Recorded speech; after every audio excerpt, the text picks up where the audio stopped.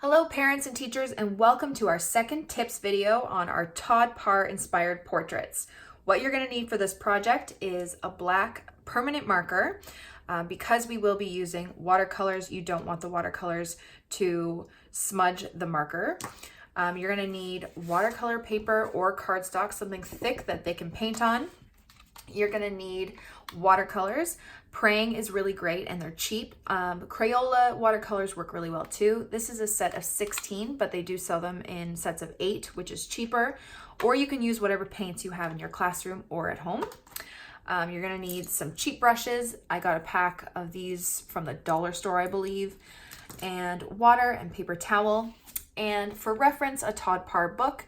If you don't own one, you can look at my video where I do read this book so the children can see what his characters look like, and that's all you're gonna need. Now, when working with the kids on this project, I did go through in my instructional video of how to do the shapes, but again, you will probably need to supervise them using a permanent marker. And then when you get to the steps with the watercolor, I just went through how to use watercolors properly so we're not mixing all the colors together, and how to wash your brush off just so the colors don't get muddy and they remain nice and neat. But yeah, so you can do this project any time of the year. They're really great. They're so beautiful and bright when you display them.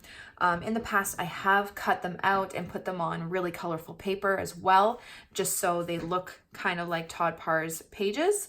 But you can display them however you like. And just make sure when you're sitting with the kids, encourage them to do their best. You know, tell them they don't have to look just like mine. Whatever they can do is perfectly fine. We're all still learning.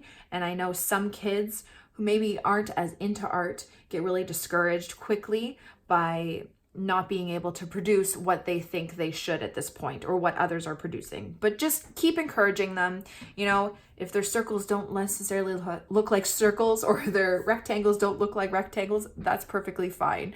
I just say, you know, try and get them to draw each body part just so they're not missing any. But if they look a little different, that is perfectly fine too.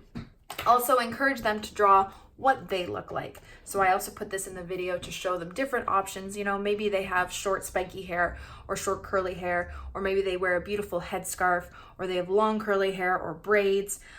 Maybe they like dresses or skirts. You know, just ask them, what do you look like? What do you like to wear? And encourage them to draw that. So that's all of my tips for this project. If you have any questions or comments, please comment below. I'd love to hear from you guys, and I hope everything goes well and you enjoy the project. Thanks for watching.